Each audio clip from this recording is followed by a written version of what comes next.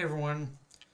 Okay, so right from jump, one thing I really loved about this episode is it does bring new perspective to the marine bounties from the viewpoint of Sengoku and Suru, and how it's not just pirates who are doing this, but even just regular everyday citizens, ones who are struggling to get by to just put food on their table.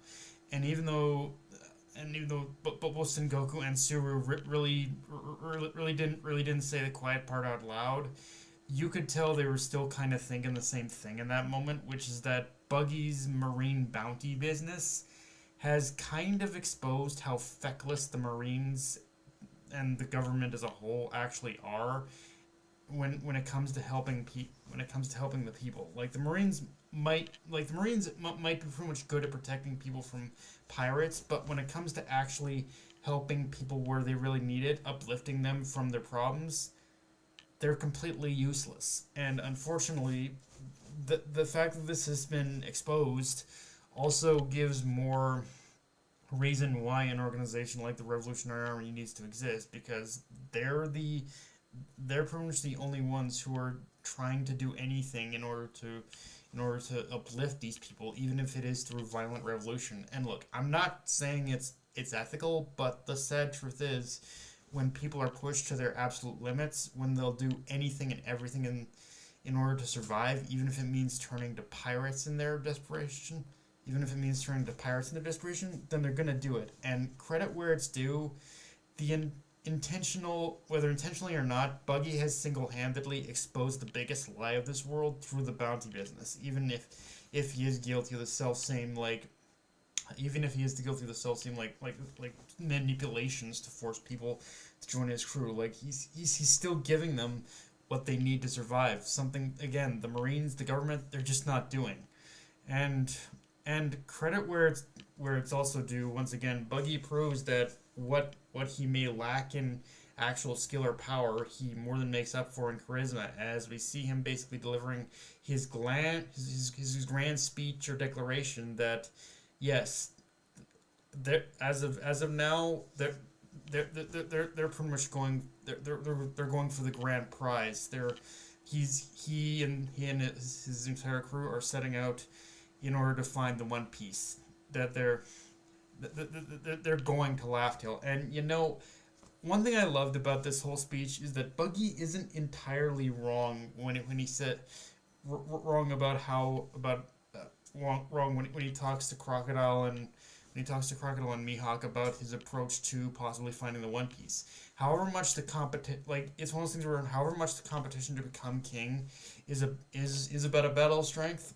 The truth of the matter, the competition for the One Piece is also just as he says. It's a race. It's a race to see who can get to Laugh Tale first, and it's it's it's just about which particular pathway you prefer to take. And for Buggy, it will always be the most roundabout way, which is choosing to race to the finish line and race to the finish line. Which, while I don't want to feed into the meme of Buggy being the first to get to the end of the Grand Line, I am also curious just what role Oda will have him play when we reach the climax of One Piece. But whatever role he does play, I think it's fair to say we should not underestimate Buggy beyond this point, because he just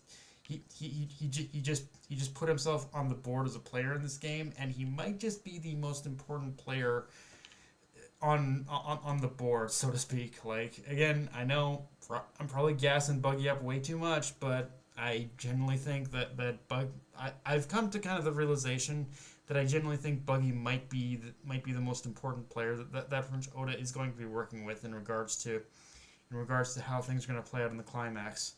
Um, but and of course, the episode couldn't go without having one major cliffhanger at the end, where we see Sabo return to the Revolutionaries, revealing the dragon Eva.